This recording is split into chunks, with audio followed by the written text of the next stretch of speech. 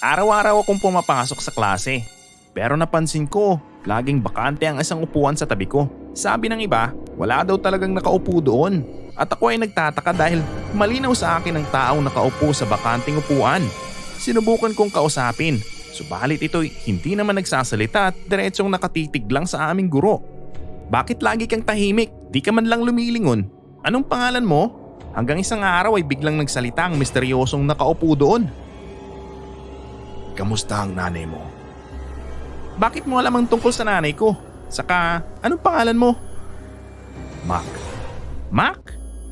Napatingin ako kay Mac, subalit tahimik ulit ito at nakatitig lang sa aming guro. Isang araw, sinundo ako ni Mama sa eskwelahan at doon ay naikwento ko ang taong nakaupo sa bakanting upuan. Anak, parang wala ka sa sarili mo kanina. Pagod ka ba? Ma, may kaklase ako, pero parang ako lang nakakakita sa kanya. Anak, baka guni-guni mo lang yan. Baka pagod ka lang.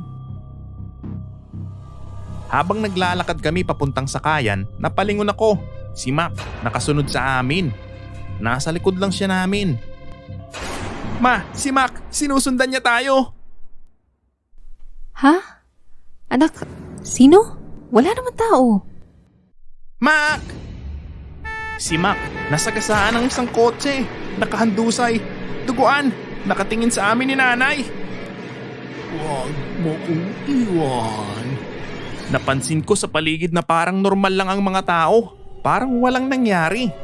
Nang kami ay nakasakay na sa jeep, ay nakikita ko pa rin si Mac na nagmamakaawa na tulungan siya at naririnig ko ang kanyang huling sinabi. Mahal na mahal kita. Mga bata, may dala akong lumang album. Mga estudyante ko ito, 20 years ago. Aking tinignan ang album at natahimik at kinilabutan ako sa aking nakita. Nanlaki ang aking mata. Si Mac to. Ma, tignan mo to. Mac? Si Mac? Kilala mo siya, Ma? Anak, siya ang first boyfriend ko. High school kami noon. Nag-away kami noong araw na yun at sinundan niya ako para kausapin. Subalit, naghihintay ang lolo at lola mo noon. Hindi ko siya pinansin dahil magagalit ang lolo at lola mo pag nalamang may boyfriend na ako. Hanggang siya ay nasagasaan ng isang kotse at doon siya binawian ng buhay. Mahal na mahal ko si Mac noong mga panahong yun at siya ang aking first love.